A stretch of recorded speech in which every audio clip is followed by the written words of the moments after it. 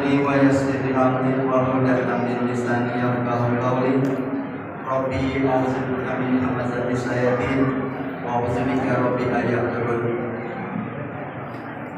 Bismillahirrahmanirrahim. Ya ayyuhalladzina amanu kutiba alaikumusiyam kama kutiba alal ladzina min qablikum. Guru kita Habib Muhammad Usman Sahab yang alhamdulillah sudah hadir. Mantap. Kita untuk beribadah, untuk mendekat kepada Allah Subhanahu wa taala, untuk Nabi yang bisa diistilahkan nanya Islam juga. Karena beliau pun pasalnya sambil makan korma. Ya, ada beberapa butir korma di tangan beliau. Beliau nanya kepada Rasulullah, ya Rasulullah, ikutin fa'ina. Kira-kira letak saya di posisi saya. pernah menyia-nyiakan kesempatan yang Allah berikan. Itu beribadah masih kurang, sholat subuh masih 14 dan 7 aja, dan lagi baca Quran ngantuk sedikit langsung ditutup.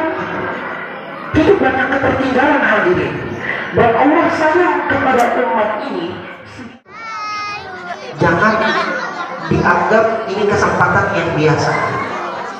Kalau kita merujuk kepada ayat Al-Quran, ada di dua surat. Surat Al-Mu'minun juz 18, surat Al-Munafiqun di juz 28.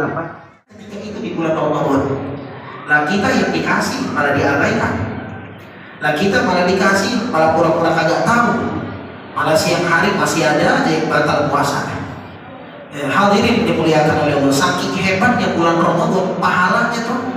Itu dikatakan di dalam sebuah hadis, barang siapa orang yang batal puasa secara sengaja di bulan Ramadan min ghairi rukhsatin rakhasaha Allah Ta'ala, tanpa ada alasan darurat atau keringanan yang Allah berikan.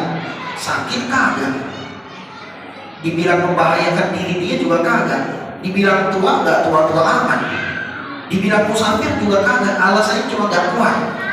Gak kuat pun bukan karena bakal mati, bakal pingsan. Gak kuat lihat teman kantornya ngerokok, gak kuat lihat teman kantornya sudah kewarteg duluan, dia kagak kuat, akhirnya batal.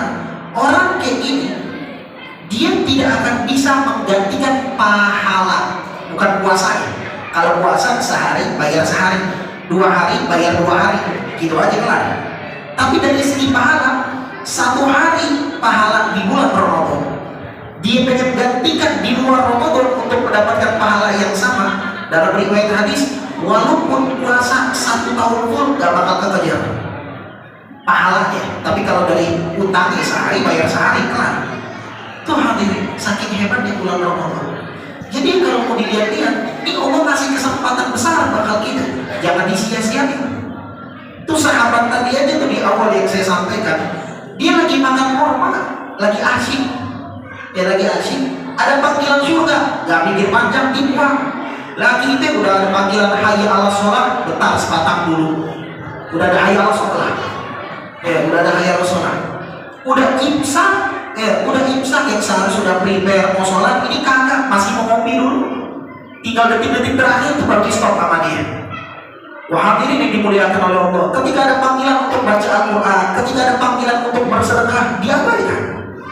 Orang-orang seperti ini adalah orang yang akan menyesal di akhirat dengan penyesalan yang bertubi-tubi.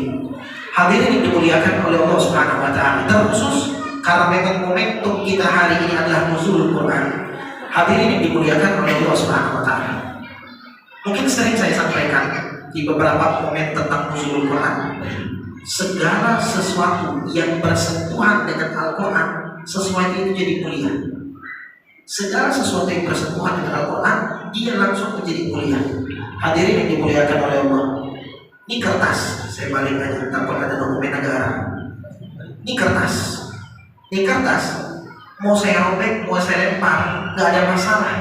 Dari segi hukum, tadi BKN parah. Ya, tapi dari segi hukum nggak ada masalah karena kertas biasa. Yang dirobek, dihancurin, diapakan pun nggak ada masalah.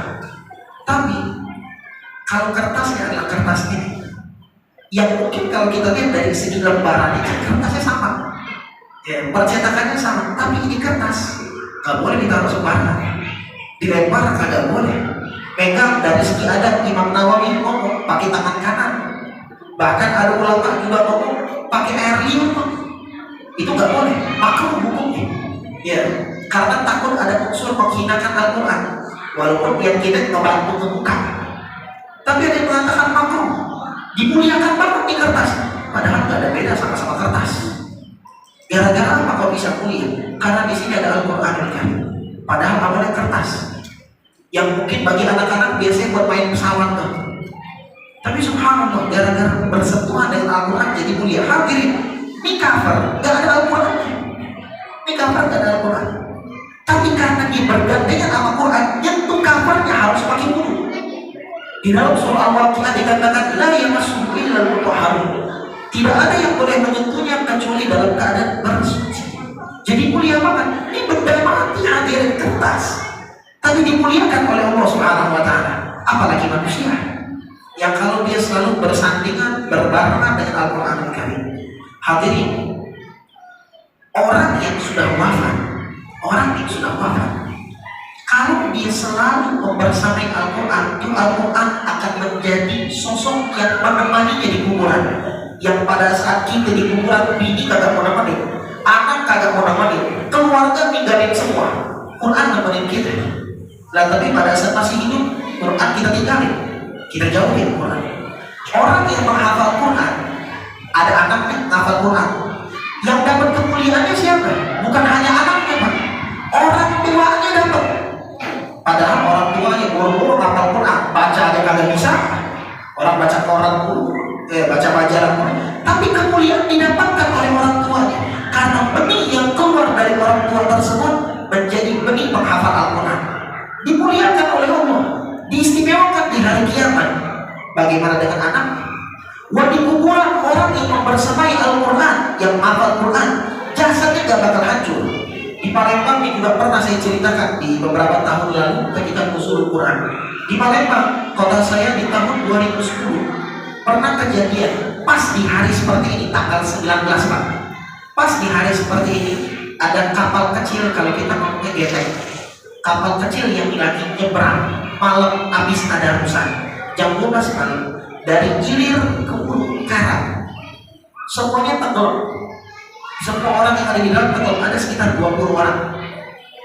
Semuanya selamat kecuali 3 orang. Tiga-tiganya para menghafal Quran. Ini kabar masih beredar di Google kalau pengen cari kabarnya. 3 orang ini menghafal Quran, semuanya nggak bisa berenang, meninggal.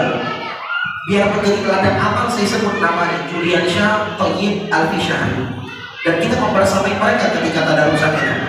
Hadirin dimuliakan oleh Allah. Tiga-tiganya tidak ditemukan di hari yang sama. Tidak ditemukan di hari yang sama. Paling lama itu yang terakhir Alfi Syahri. Ketemu hampir 4 hari dan bukan di kota, tapi di kabupaten.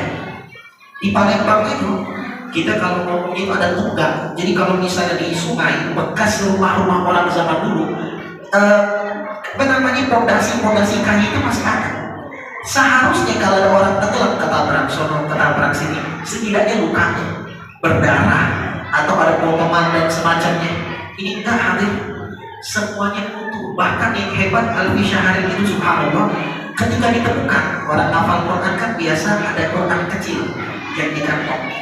Ketika ditemukan dia masih megang kayak gini, megang Quran 4 hari loh, megang Quran seperti ini. Dan Quran yang gak hancur, dianya juga gak hancur. Lihat bagaimana Allah memuliakan orang yang selalu membersamai Al-Quran. Juga seharusnya jangan jauh-jauh dari Quran. Hadirin, mungkin kita sekarang ini lagi asyik-asyiknya, lagi heboh-hebohnya. Apalagi ada sebagian yang overthinking, memiliki pikiran yang kekhawatiran yang berlebih tentang perang yang terjadi sekarang.